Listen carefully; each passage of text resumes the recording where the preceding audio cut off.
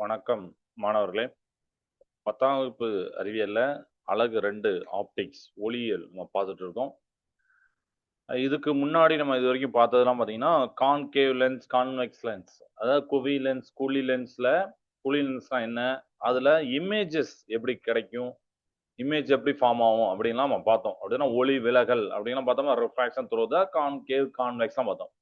இன்னைக்கு அனதர் ஒரு important topic பார்க்க போறோம். மனித கண், ஹியூமன் ஐ அப்படின்னு ஒரு டாபிக் இருக்கா நம்ம புக்ல, அதை பார்க்க வரோம். இப்போ நம்ம லென்ஸை பத்தி நமக்கு தெரியும். ஓகே, கூலி லென்ஸ் இப்படி இருக்கும், அது வழியா இமேஜஸ் இப்படி கிரியேட் ஆகும் அப்படின்னு தெரியும்.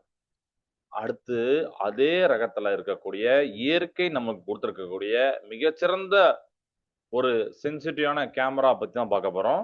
அதுதான் மனித கண். சரியா? ஓகே. ஸோ லாஸ்ட் 10 மினிட்ஸ் வந்து 1 மார்க் டெஸ்ட். ஃபர்ஸ்ட் யூனிட்ல இருந்து லாஸ் ஆஃப் மோஷன், நியூட்டன் இயக்க விதிகள் இருக்குல்ல, நம்ம போன கிளாஸ்ல சொல்லியிருந்தேன். அடுத்த கிளாஸ் டெஸ்ட் லாஸ்ட் 10 மினிட்ஸ்ல டெஸ்ட். ஸோ அதுக்கு ரெடியா இருப்பீங்கன்னு நினைக்கிறேன். நம்ம வைப்போம். 2 மினிட்ஸ் இதை பார்த்துடும். இப்போ நம்மளுடைய ஸ்மார்ட் போன் காலத்துல நம்ம எல்லாருமே கேமரா யூஸ் பண்றோம், அப்படிதானே? எல்லாருமே கேமரா யூஸ் பண்ணிட்டு இருக்கோம். அது செல்போனும் சரி, தனியா டிஎஸ்எல்ஆர் கேமராலாம் இருக்கு, இந்த மாதிரி தானே. ஸோ இதுல ஆட்டோ ஃபோக்கஸ்லாம் இருக்கு, லைட் அட்ஜஸ்ட் பண்றது இருக்கு, அதுதான் ஏகப்பட்ட ஃபீச்சர்ஸ் இருக்கு. ஆனா அதை விட பல மடங்கு அட்வான்ஸ் ஆன ஒரு கேமரா நம்மளுக்கு இயற்கையே நம்மளுக்கு கொடுத்துருக்கு, கண்ணா கொடுத்துருக்கு. அடுத்தானே இந்த கண்ணை யோசிச்சு பாருங்க. இந்த கண்ணாலதான் இந்த அழகான உலகத்தை நீங்க பாக்குறீங்க. கேட்வே இதுதான். ஏன் ஒரு ஒரு நிலாவை பாக்குறீங்க, பச்சை பசும் புல்ல பாக்குறீங்க, விலங்குகளை பாக்குறீங்க, மனிதர்களை பாக்குறீங்க. இதுக்கெல்லாம் காரணம் அந்த கண்ணு தான். நம்ம கண்ணு பாக்குறதுக்கு கோள வடிவுல, அதாவது ஸ்பெரிக்கல் ஷேப்ல இருக்கும். கரெக்டா? கோள வடிவுல இருக்கும். இதோடைய விட்டம் அப்படின்னு சொல்லக்கூடிய டயாமீட்டர் எவ்வளவு தெரியுமா? அப்ராக்சிமேட்டா 2.3 சென்டிமீட்டர். நம்மளுடைய அந்த கண்ணு இருக்குல்ல, அதோடைய விட்டம் டயாமீட்டர் எவ்வளவுமா? அப்ராக்சிமேட்டா எவ்வளவு சொல்றாங்கன்னா 2.3 சென்டிமீட்டர் அப்படின்னு சொல்லலாம். சரிங்களா? ஓகே. இது ஜென்ரலா ஒரு ஹியூமன் ஐயை பத்தி உள்ளது. பட் பார்ட்ஸ்னு ஒண்ணு இருக்குல்ல, கண்ணுல பாகங்கள் இருக்கு. அதெல்லாம் என்னென்ன, அது எப்படி நம்ம அண்டர்ஸ்டாண்ட் பண்ண போறோங்கிறத இப்ப நான் எக்ஸ்பிளைன் பண்றேன். ஸோ அதுக்கு நம்ம கண்ணோடைய அந்த ஸ்ட்ரக்சரை நம்ம பார்க்கணும், அப்படிதானே? கண்ணோட ஸ்ட்ரக்சர் பார்க்கலாமா? என்னுடைய சிமுலேஷனை ஓபன் பண்றேன். அதுல கண்ணோட ஸ்ட்ரக்சர் நிறைய இருக்கும், பாருங்க. இப்போ வரும் ஸ்கிரீன்ல. இதுல நம்மளுக்கு புக்ல கொடுத்துருக்க இம்பார்ட்டன்டான இதை நம்ம பார்க்க போறோம். அது என்ன, எதுக்கு யூஸ் ஆகுது அப்படின்னு சொல்லிட்டு. சரியா? ஒவ்வொன்றா நான் சொல்றேன். ஃபர்ஸ்ட் இங்க இருந்து இறங்கி வரும். அதாவது நான் வந்து இது பண்றேன்னா, இது அண்டர்லைன் பண்ணுறேன். ஒரே நிமிஷம், வேற கலரை போட்டுருவோம். இது தெரியும் நினைக்கிறேன். ஓகே, இது வந்து ஸ்க்ளீரா அப்படிமாங்க இதை. ஓகே, ஸ்க்ளீரா, தமிழ்லயும் ஸ்க்ளீரா. ஓகே, இப்போ இதுதான் கண்ணோட அவுட்டர் லேயர், ரைட்டா? இது கண்ணோடைய அனாட்டமி அப்படிம்பாங்க. கண்ணோடைய இது சொல்லியிருக்கோம்ல, இந்த அவுட்டர் லேயர். இப்ப பார்க்கும்போது இந்த ஸ்க்ளீரா அப்படிங்கிறது ஒரு டஃப் மெம்பரன், அதாவது ரொம்ப வலிமையான சவ்வு. இதோட மெயின் வேலையே, இந்த ஸ்க்ளீராவுடைய மெயின் வேலையே என்ன தெரியுமா? உள்ளுக்குள்ள கண்ணுக்குள்ள இருக்கக்கூடிய மத்த சாஃப்டான மென்மையான பாகங்களை பாதுகாக்கிறது தான், இன்டர்னல் பார்ட்ஸை ப்ரொடெக்ட் பண்றது தான் அந்த ஸ்க்ளீராவுடைய வேலை. சரியா? இவர் தான் வந்து அந்த டஃப் மெம்பரானா இருப்பார், ரொம்ப வலிமையான சவ்வா இருப்பார் இவர். அப்ப இவரை புரிஞ்சு வச்சு, அடுத்து ரெண்டாவது இம்பார்ட்டன்ட் பார்ட்ஸ் நம்ம புக்ல கார்னியா இதை கொடுத்துருப்பாங்க, ரைட்டா? கார்னியா கண்ணோடைய முன்பகுதியில இருக்கக்கூடிய ஒரு மெல்லிய ஒளி புகும் படலம். இதுதான், அதாவது தின் டிரான்ஸ்பரண்ட் லேயர். தின்னுனா என்ன அர்த்தம்? ரொம்ப மெல்லிசா இருக்கும். டிரான்ஸ்பரண்ட் அர்த்தம் ஒளி அது வழியா போகும். நம்மளுக்கு பார்க்க போற ஆப்ஜெக்ட், நம்ம பார்க்கற எல்லாமே ஒளி தான், அப்படிதானே? அந்த ஒளி தான் நம்ம கண்ணில் பட்டு மூளைக்கு போய் பிரெயின் புரிஞ்சுக்கிறது. இதெல்லாம் உங்களுக்கு நல்லா தெரியும். இந்த கார்னியா வழியா தான் போகும். இவர்தான் கண்ணோடைய மெயின் ரெஃப்ராக்டிங் சர்ஃபேஸ். அதாவது வெளியிலிருந்து வரக்கூடிய ஒளிக்கதிர்கள் முதல்ல இந்த கார்னியா வழியா நுழையும் போதுதான் நன்றாக வளைக்கப்படும். வளைக்கப்பட்டு லென்ஸ்னு ஒண்ணு இருக்கு, ஒருத்தர் இருக்காருல, அது நம்ம பின்னாடி பார்க்க போறோம். அந்த லென்ஸை நோக்கி அனுப்பப்படுகிறது இந்த கார்னியா தான். அதுக்கு தான் இவர் யூஸ் ஆகிறார். refracts or bends light. இவர்தான் மெயின் ரெஃப்ராக்டிங் சர்ஃபேஸ். முக்கியமான அந்த ஒளி விலகு உண்டான அந்த பரப்பு, இது வழியா தான் ஒளி விலகும், தூரத்திலிருந்து வரக்கூடிய ஒளி. Okay, right. இப்ப இதை பார்த்தாச்சு. அடுத்து ஐரிஷ். இந்த போட்டிருக்காங்களா, இது ஐரிஷ். இப்போ நீங்க உங்க ஃப்ரெண்ட்ஸோட கண்ணை உத்து பார்த்துருக்கீங்களா என்னைக்காவது? அப்படியே நல்லா உத்து பாருங்க. அப்படிதானே? கண்ணிலே சில கலரு வித்தியாசம் தெரியும். அப்படிதானே? நம்ம இந்தியாவில் மேக்சிமம் வந்து பிளாக், கருப்பாக தான் இருக்கும். ஃபாரின் கண்ட்ரியில் சில பேருக்கு நீங்கள் பார்க்கலாம் ப்ளூ இருக்கும், ப்ரௌன் இருக்கும். சில பேருக்கு நம்ம ஹாலிவுட் படத்தெல்லாம் பார்க்கும்போது அந்த ஆக்டர்ஸ்லாம் சில பேருக்கு ப்ரௌன் இருக்கும், சில பேருக்கு ப்ளூ இருக்கும், பார்த்துருப்பீங்க. ஸோ சிலருக்கு இந்த கருப்பாக இருக்கும், சிலருக்கு ப்ரௌனு, ப்ளூ, இல்லைன்னா கிரீன் கலரில் கூட இருக்கும் அப்படின்னு சொல்லியிருக்காங்க. சரிங்களா? ஸோ இதுதான் கண்ணுடைய கலர்டு பார்ட்ஸுக்கு பேர் தான் ஐரிஷ். இந்த மாதிரி கண்ணோடைய அந்த கலர்டு பார்ட் இருக்குல்ல, அதுதான் ஐரிஷ்.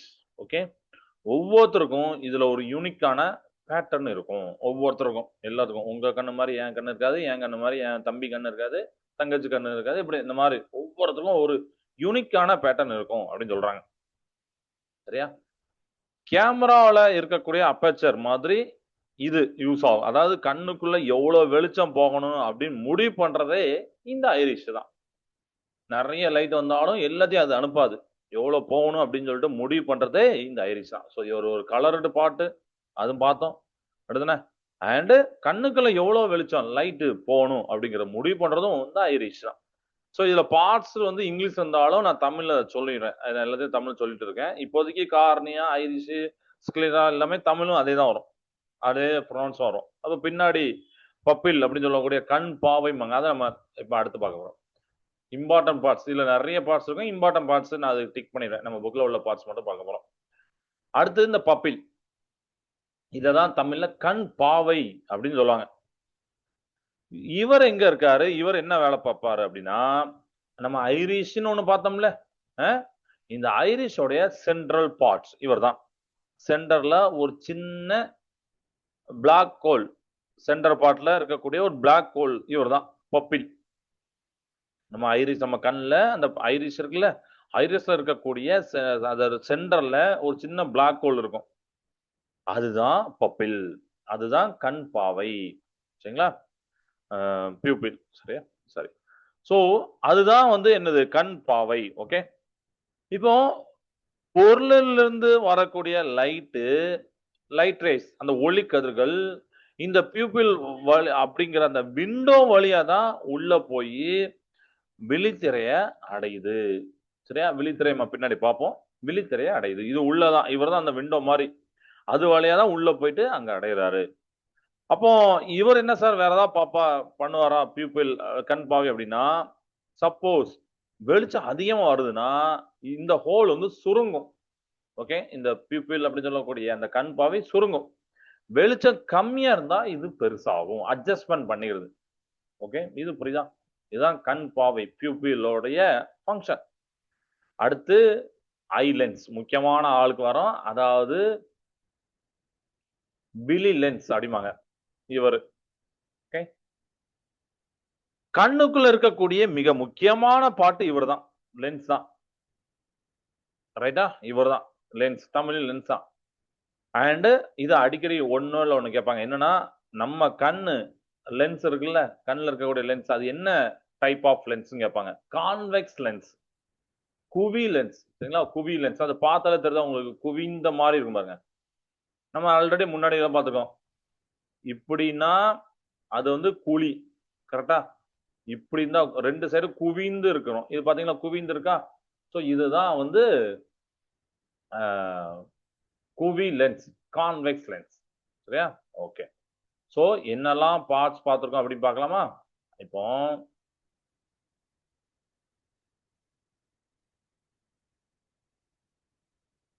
எதெல்லாம் பார்த்துருக்கோம்?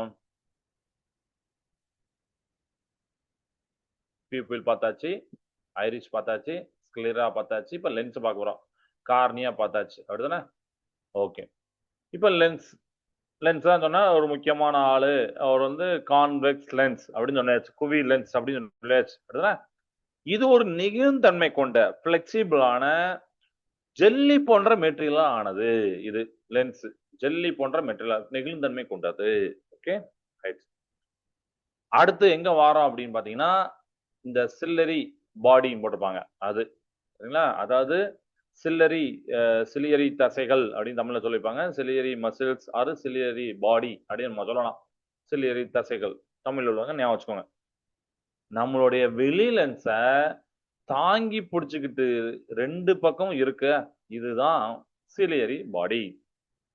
இதுதான் சிலியரி தசைகள். ரெண்டு பக்கம் தாங்கி பிடிச்சி இவர் தான் வச்சிருப்பார். இதோட வேலை ரொம்ப ரொம்ப இன்ட்ரெஸ்டிங். நாம தூரத்துல இருக்கக்கூடிய பொருளை இல்ல பக்கத்துல இருக்கக்கூடிய பொருளை பார்க்கும்போது அதுக்கேத்தாப்புல லென்ஸை சுருக்கி விரிச்சு அதோடைய குவிய தூரத்தை ஃபோக்கல் லென்த்தை மாத்துறதுக்கு இதுதான் ஹெல்ப் பண்ணுது. அவங்க தூரத்துல சில பேர் கண்ணை கசக்குவாங்க, கண்ணை நல்லா ஒரு மாதிரி முழிப்பாங்க தூரத்தில் உள்ள பொருளை பார்க்கறக்கோ இல்லை பக்கத்தில் உள்ள பொருள். ஏன்னா அந்த அந்த சிலியரி பாடி வந்து அட்ஜஸ்ட்மெண்ட் ஆகுது, ஃபோக்கல் லென்த் குவிய தூரத்தை மாத்திக்கிடு. அதுக்கு ஏத்தாப்புல அந்த தூரத்தில் உள்ள பொருளையும் பக்கத்தில் உள்ள பொருளையும் இது பண்றாங்க பார்க்குறோம். நம்ம பெரியவங்கலாம் பார்த்தீங்கன்னா தூரத்தில் உள்ள பொருள் அப்படி கண்ணு ஒரு மாதிரி கசக்குவாங்க, முழிப்பாங்க, அந்த மாதிரி. பக்கத்தில் உள்ள பொருளையும் பார்த்தோன்னா கொஞ்சம் இது பார்ப்பாங்க. ஸோ இதெல்லாம் அந்த இடத்துல நடக்குது. ஸோ இந்த மாதிரி அந்த லென்ஸை சுருக்கி விரிச்சு பண்ணக்கூடியதுக்கு ஹெல்ப் பண்ணுதா? இந்த எபிலிட்டிக்கு பேரு தான் பவர் ஆஃப் அகாமடேஷன். அதாவது தமிழ்ல விழி ஏற்பமைவு திறன் அப்படின்னு சொல்லுவாங்க. விழி ஏற்பமை திறன். இது அடிக்கடி கேட்கக்கூடிய ஒரு இம்பார்ட்டன்ட் கொஸ்டின்.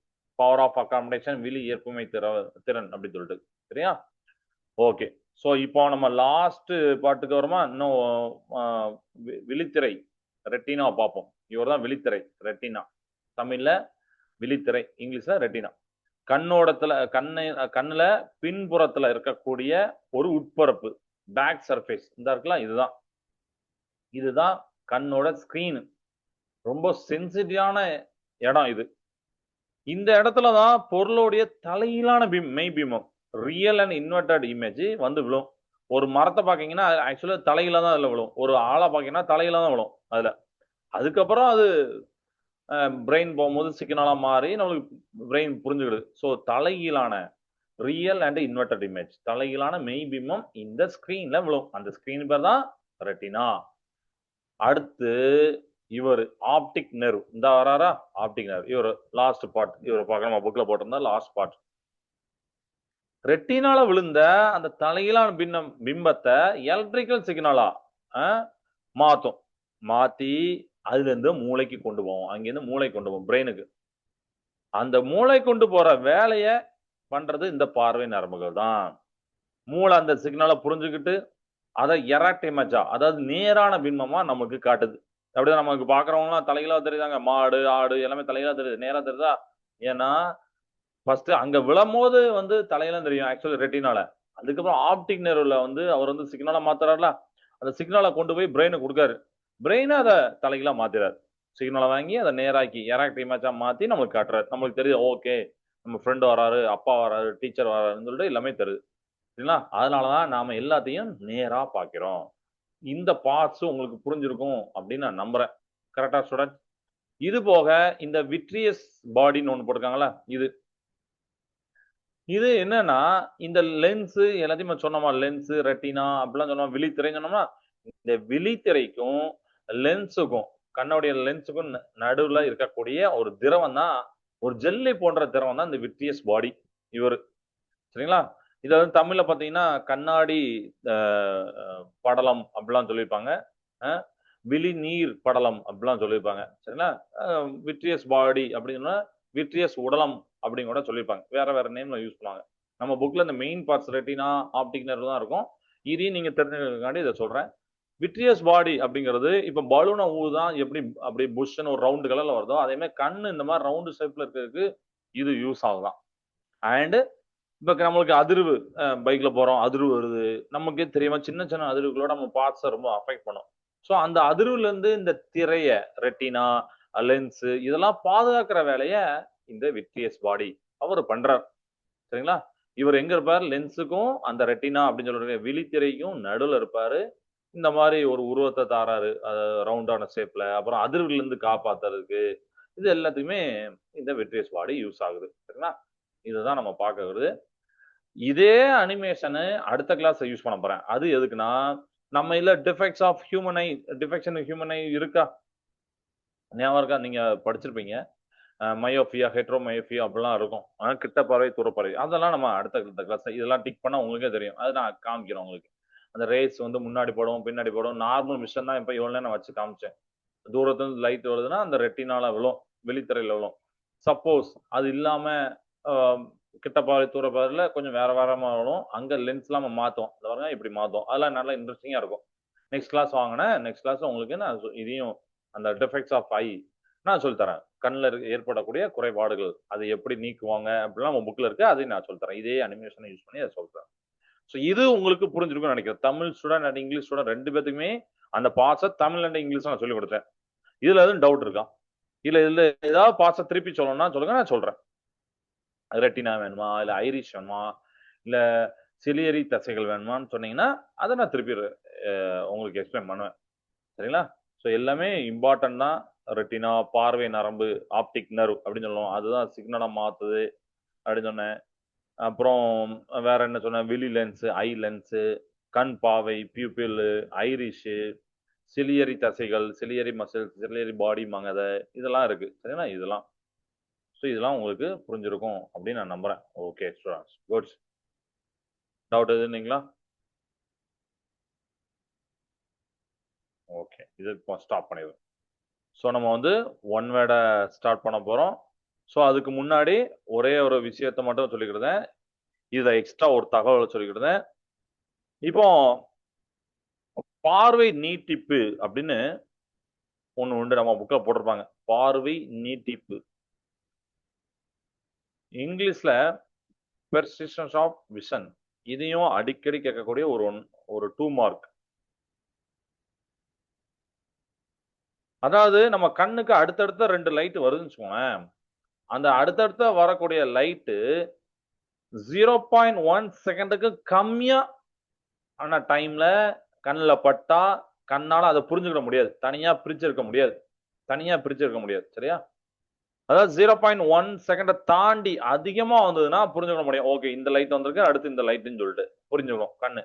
ஆனா இந்த 0.1 செகண்ட் கம்மியா வரக்கூடிய லைட்டை கண்ணு புரிஞ்சுக்கிடும். அதுதான் பெர்செப்ஷன் ஆஃப் விஷன். இது கிளியர் ஆயிட்டா? பார்வை நீட்டிப்பு புரியுதா? ஓகே இதுவும் அடிக்கடி கேட்கக்கூடிய கொஸ்டின். அது நீ ஆச்சும். Okay students. ஸோ இப்போ என்னுடைய ஸ்க்ரீனை நான் வந்து ஓப்பன் பண்றேன். இது வந்து வேற டாக்குமெண்ட் இருக்கும். அப்படிதானே? ஒன்னேடு ஆல்ரெடி எழுதிருப்பீங்க. கொஸ்டின் வந்து எழுதி ஆன்சர் எழுதணும். அதுக்கு ஏற்றாப்புல தான் கொடுத்துருப்பேன்.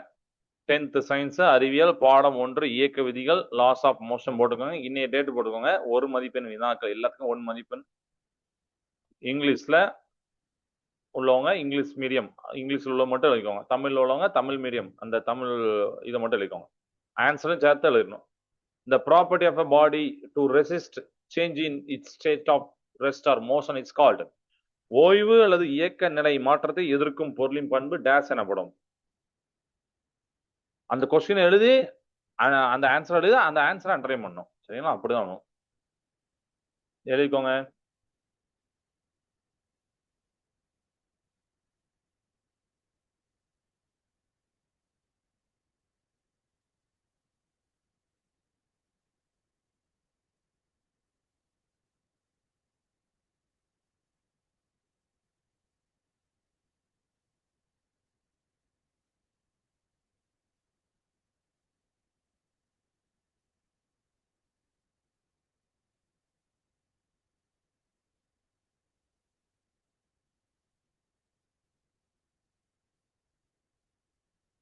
ஓகே டைம் முடிஞ்சது. இப்போ 2வது கொஸ்டின் போலாம். ஈஸியான கொஸ்டின் தான். The SI unit of force is dash. விசையின் SI அலகு டேஸ் ஆகும்.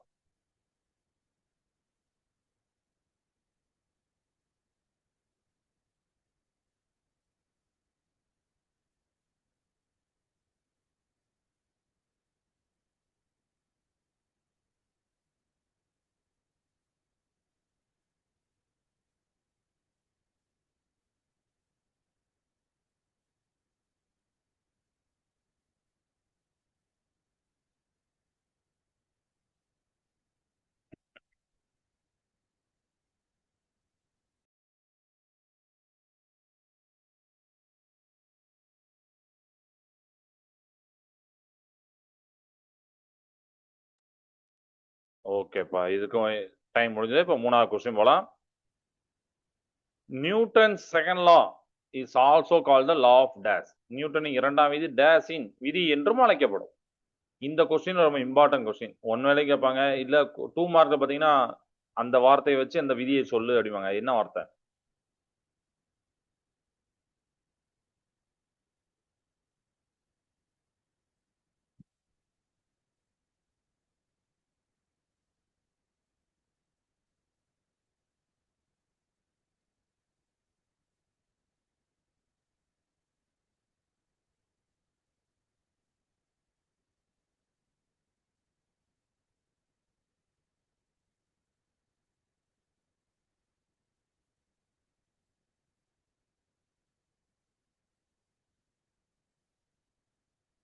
எழுதிட்டீங்களா? டைம் முடிய போகுது. இதுக்கு உண்டான டைம்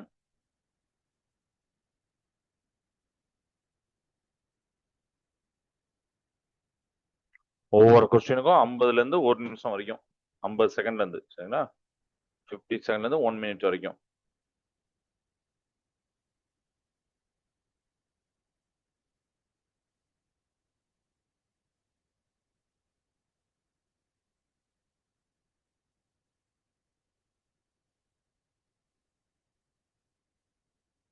ஓகே, இதுக்கு டைம் முடிய போகுது. 4வது question. The product of force and time is called dash. விசை மற்றும் காலத்தின் பெருக்கல் பலன் dash எனப்படும்.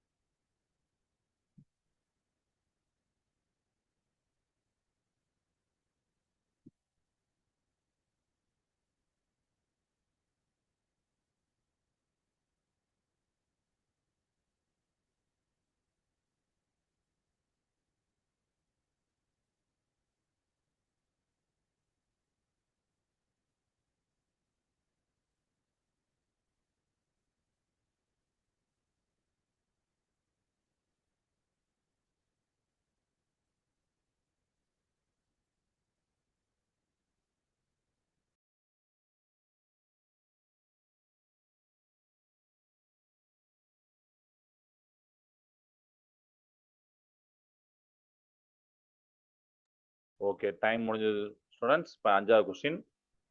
For every action there is an equal and opposite dash. ரொம்ப ஈஸியான கொஸ்டின் எடுத்துனா, ஒவ்வொரு செயலுக்கும் சமமான எதிரான டேஷ் உண்டு.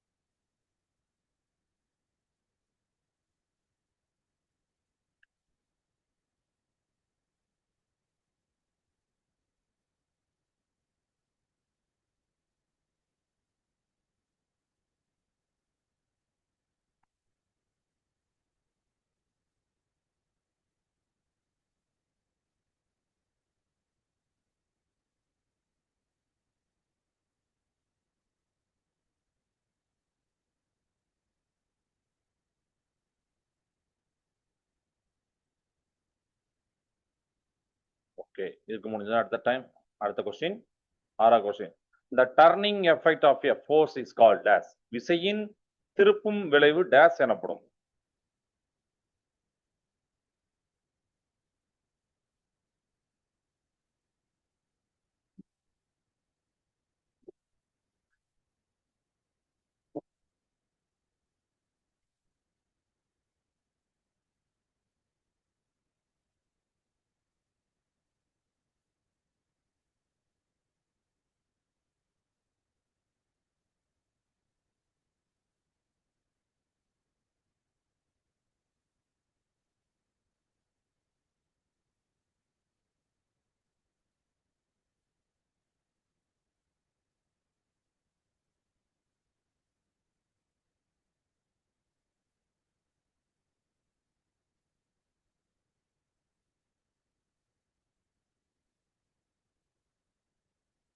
முடிஞ்சதா?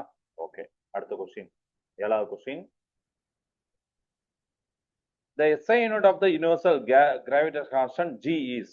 பொது ஈர்ப்பியல் மாறிலி G இன் SI அலகு டேஸ் ஆகும். அதோட மதிப்பு நீங்க எழுத வேண்டாம், ஜஸ்ட் அலகு மட்டும் எழுதணும். சரிங்களா? யூனிட் மட்டும் எழுதணும்.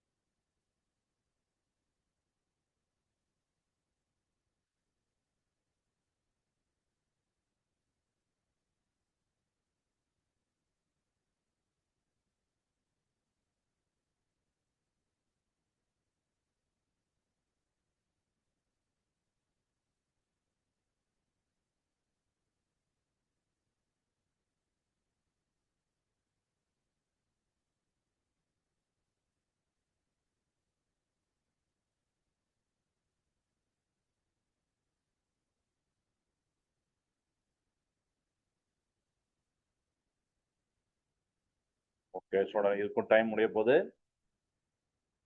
ஓகே, எழுதிருப்பீங்கன்னு நினைக்கிறேன். நெக்ஸ்ட் கொஸ்டின் போலாமா? 8வது கொஸ்டின். எஸ், டைம் முடிஞ்சு. 8வது question. The value of acceleration due to gravity is 0 at the dash of the earth. புவியின் டேஸில் புவியீர்ப்பு முடுக்கத்தின் மதிப்பு 0, 0.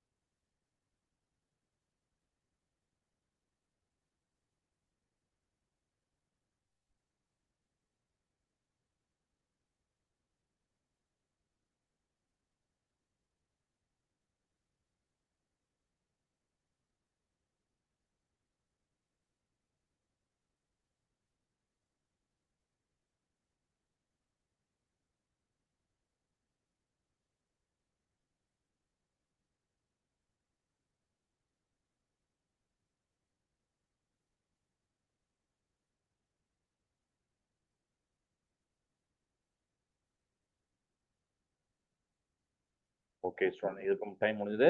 நெக்ஸ்ட் கொஸ்டின், 9வது question. When a person in a lift falls freely, their apparent weight becomes dash. ஒருவர் மின் தூக்கியில் தடையின்றி விழும்போது அவரது தோற்ற எடை டேஸ் ஆகும்.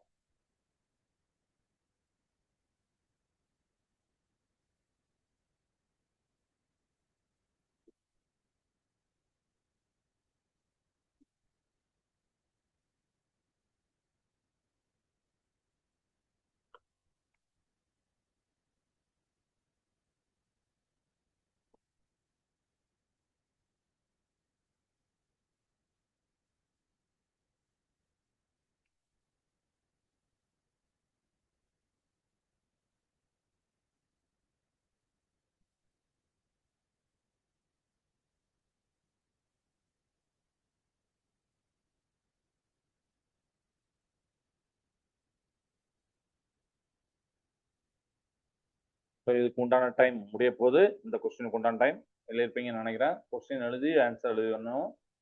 ஓகே, 10வது கொஸ்டின் போறேன். எஸ், 10வது question. The mass of an object remains the same everywhere, but its dash changes from place to place. ஒரு பொருளின் நிறை எங்கும் மாறாது, ஆனால் அதன் டேஷ் இடத்திற்கு இடம் மாறுபடும்.